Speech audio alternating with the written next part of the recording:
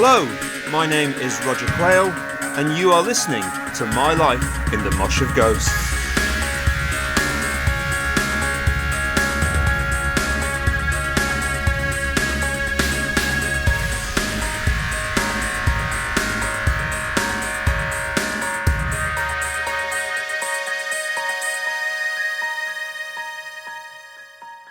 Hello there, and welcome back to My Life in the Mosh of Ghosts with me, your host, Roger Quayle, and thank you for joining me.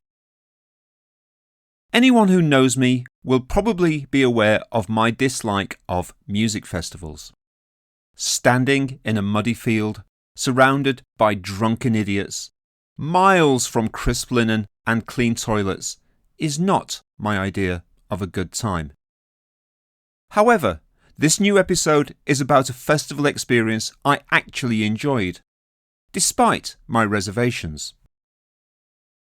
Suffice to say, it was indoors, in a beautiful building, with interesting and attractive people, both on stage and in the audience. So let's travel back to Rotterdam in September 1983 for the first Pandora's Music Box Festival, headlined by Siouxsie and The Banshees, with a supporting cast of the Durutti column, Howard Devoto, SPK, and lots of lovely cool Dutch people. Here we go. Rutger Hauer, Golden Earring. Peter Houtsman, 30 goals for Feyernoord in the 82-83 Eredivisie season. All big in Holland. Granted, it possibly doesn't resonate with the same Eastern exoticism as being big in Japan, or enjoy the traffic-stopping, dollar-counting affirmation as being big in the States. But a band has to start somewhere beyond their native shores. And if that means the Netherlands for our band, The Box, then paint me bright orange and call me Roger Rembrandt. Andy MacDonald, our tireless label boss at Go Discs, has secured a license deal for our debut album with leading Dutch independent label Roadrunner Records, which is also home to UK alternative bands like The Au Pairs and Eyeless in Gaza, as well as the new wave of heavy metal bands like Demon, Witchfind and Metallica.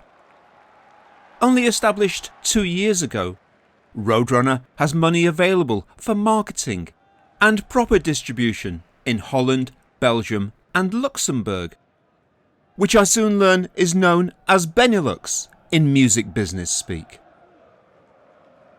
The thrill of seeing our album displayed in the window of Hem's Grammofoonplaten in Groningen, so many miles from Sheffield, on the continent no less, is palpable. Now we're getting somewhere. Following a well-received mini-tour last year, and to coincide with the Dutch album release, The Box are back on tour in the Netherlands. The Jewel in the Crown gig is an appearance at the first Pandora's Music Box Festival in Rotterdam. There are 6 of us in the hired Luton van. Singer Pete, guitarist Paul, saxman Charlie and Terry, the bass player. Plus me and Mark Esdale, who is the sound engineer / driver / tour manager. Depending on the time of day and how much time we've spent together, life on the road with The Box veers somewhere between some classicised devil-may-care barnstorm, previously etched out by the Clash's Last Gang in Town, and a more prosaic, northern-informed sensibility that squats midway between a working men's club trip to Cleethorpes and a football fan's away day jaunt down south.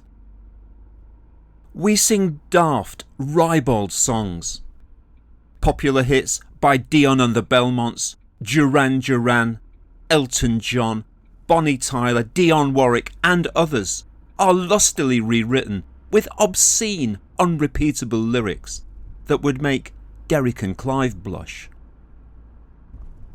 We discover a chain of sex shops called Christine Leduc.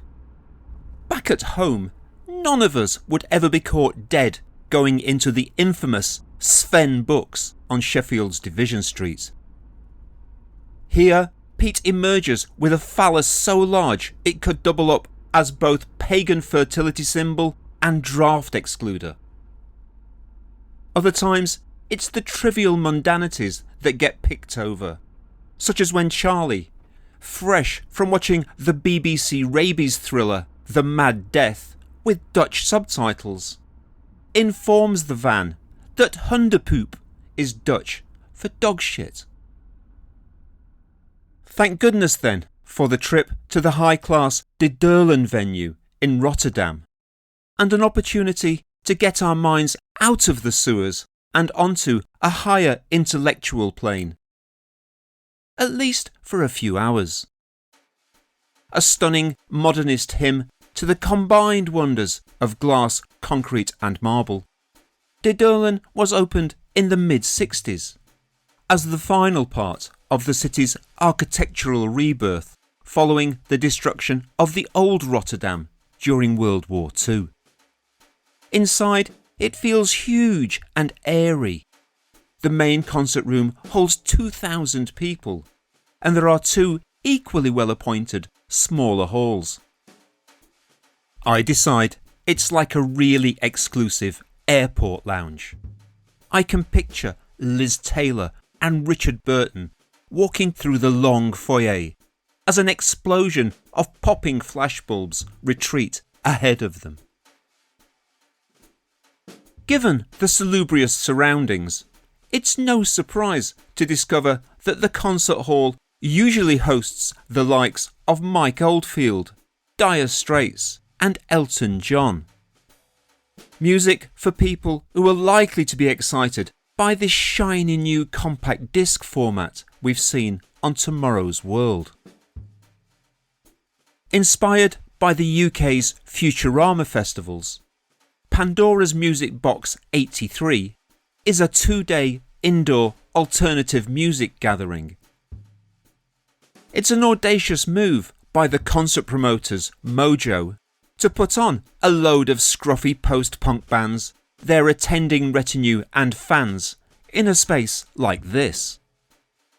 It's at the other end of the scale compared to Futurama's base, the Queen's Hall in Leeds, a former tram station with basic sanitary facilities that would make Thomas Crapper himself blanch. Also, unlike the UK, the fans here are as smart as the venue. Everyone, boys and girls alike, looks like they've been styled from the pages of ID and The Face. We've noted on our travels that, like Sheffield, there are C&A clothing stores in all the main towns here. Perhaps their secret Dutch range is chic and affluent, as opposed to the cheap and awful stuff we see at home. On arrival, and much to my surprise, we find that the festival's day one headliners, Siouxsie and The Banshees, are actually going on first at 9 p.m. Our slot, closing out the night in the smaller second hall, is 3 a.m. tomorrow morning. My first thought is, how am I going to stay awake until then?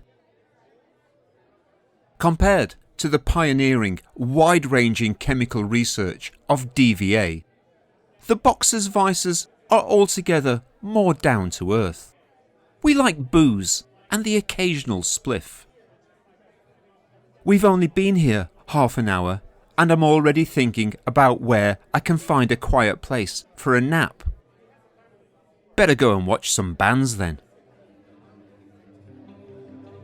Coincidentally, it's almost 3 years to the day since I last saw Siouxsie and The Banshees, when they headlined Futurama 2 in Leeds in September 1980. Since then, the band have managed to walk the tightrope between commercial success and artistic credibility with some aplomb.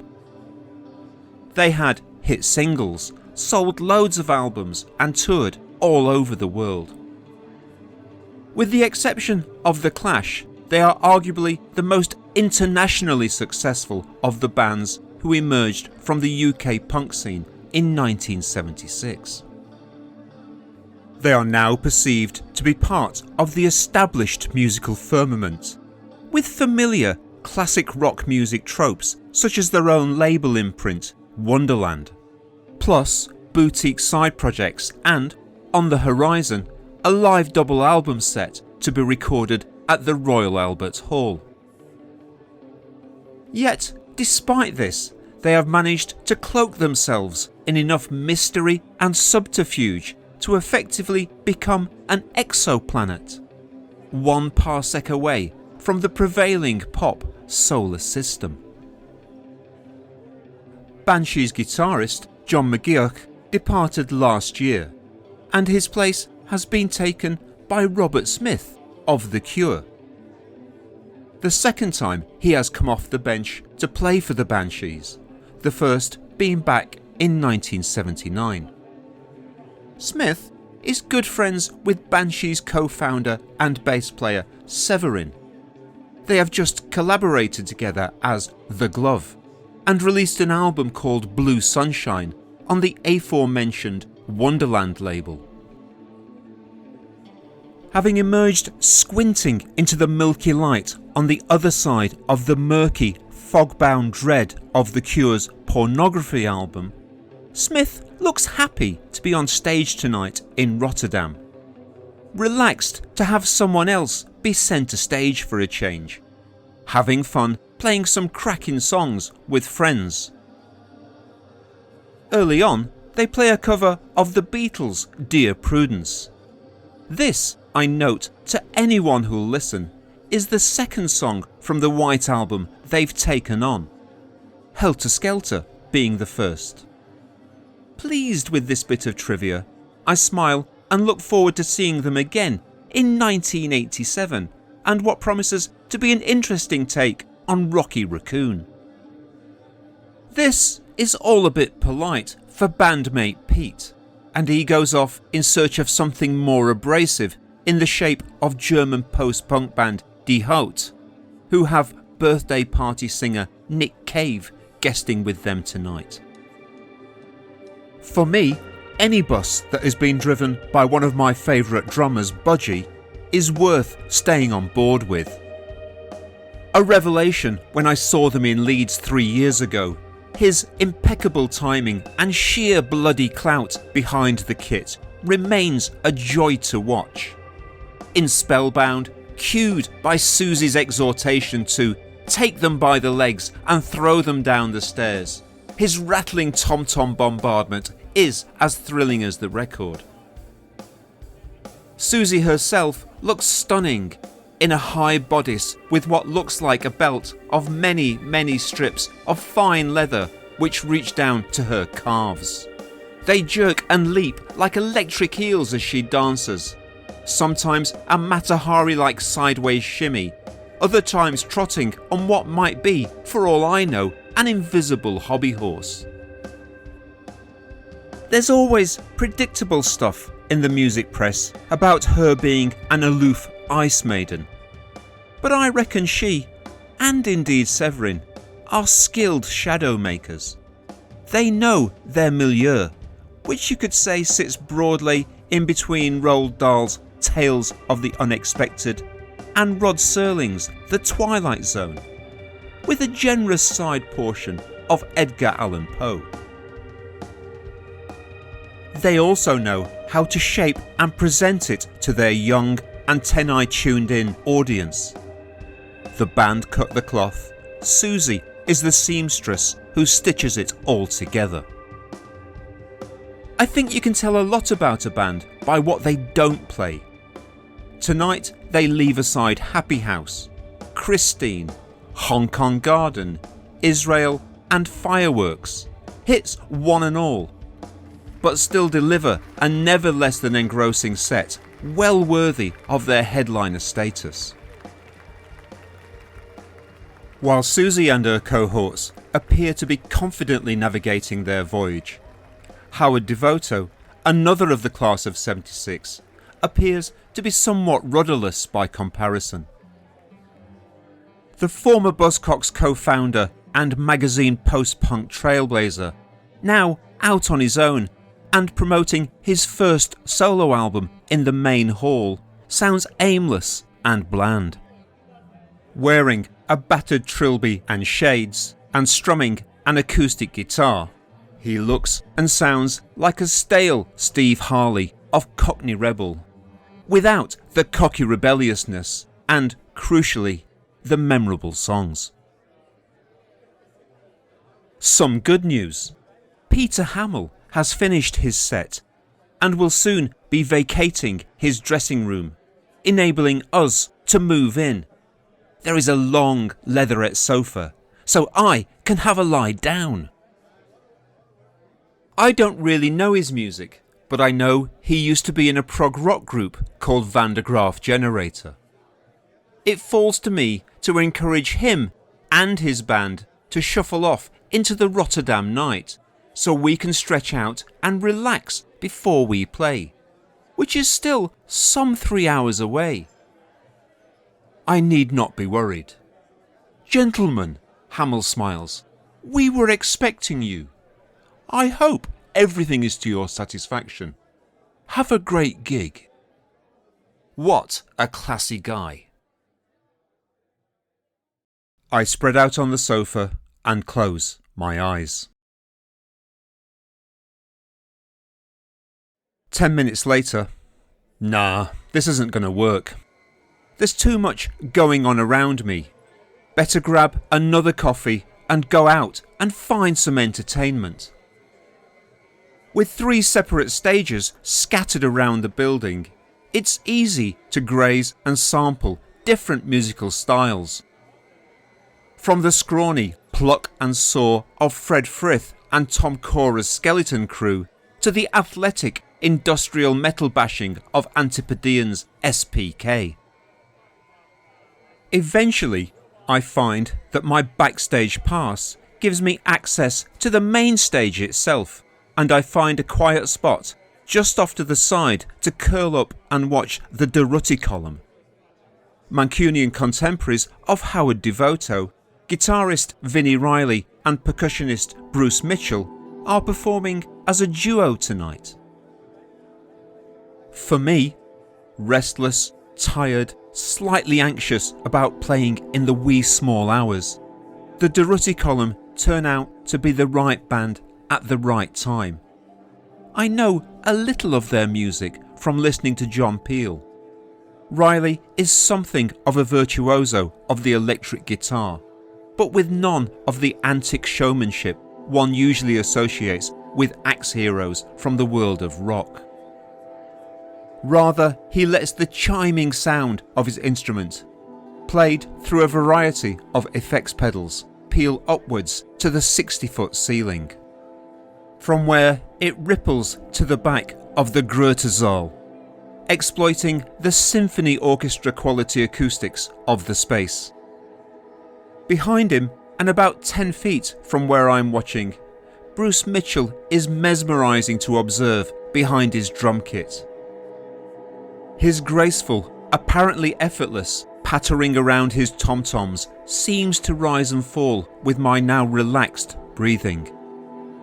Sometimes Vinnie sings in a plaintive, modest voice while playing.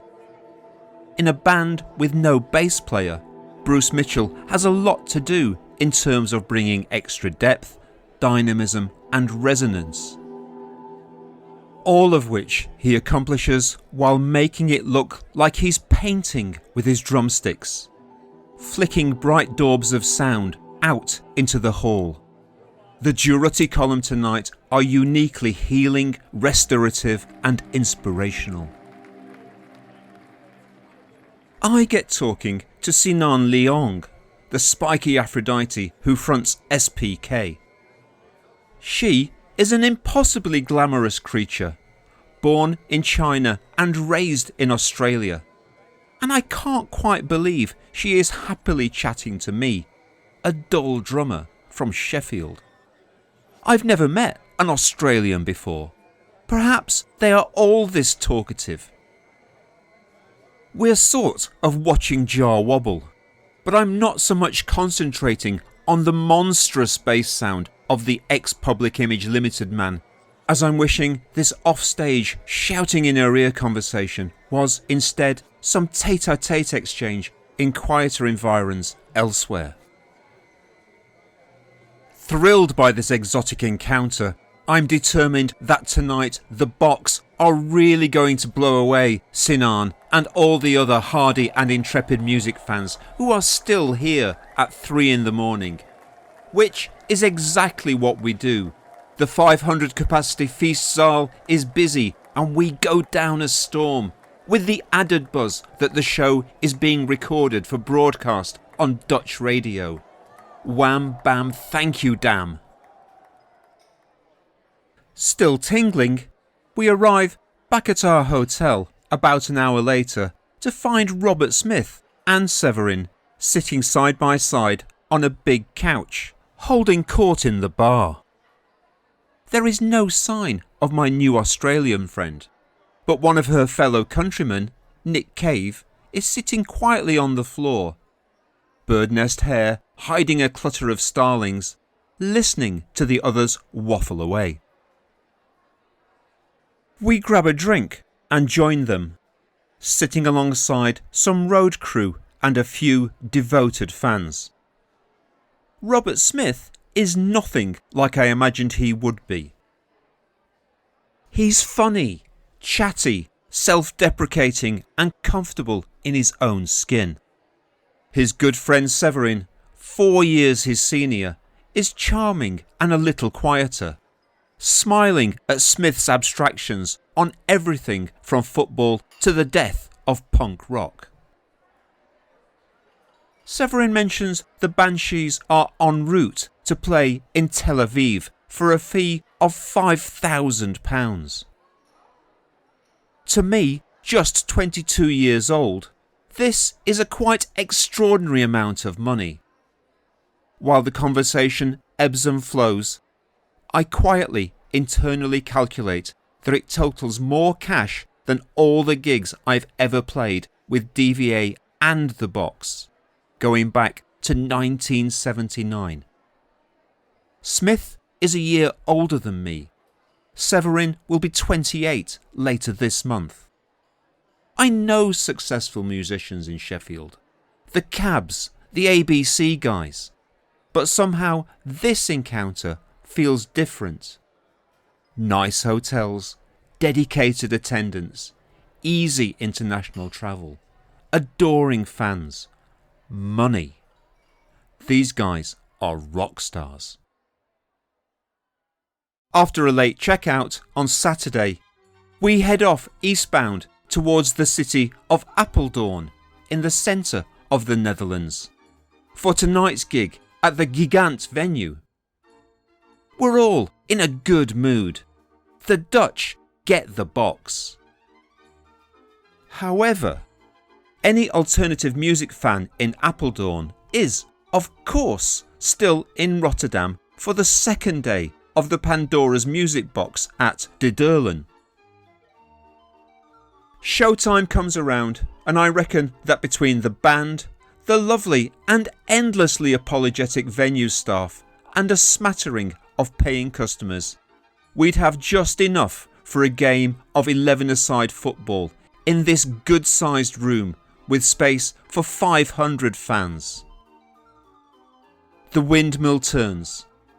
In less than 24 hours, we've gone from triumph to travesty.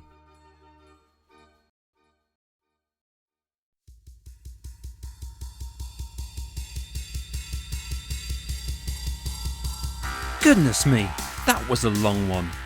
Thank you for sticking with it to the end. You have been listening to My Life in the Mosh of Ghosts. Thanks to Simon Elliott Kemp for the intro and outro music, and to Rena for the artwork. Dutch thanks to Frank Vink and Jan Pen. Special thanks to my editor, Nigel Floyd, and to you, the listener, for tuning in. Join me again next time for another episode from My Life in the Mosh of Ghosts. Until then, this is Roger Quayle saying thanks for listening and bye bye.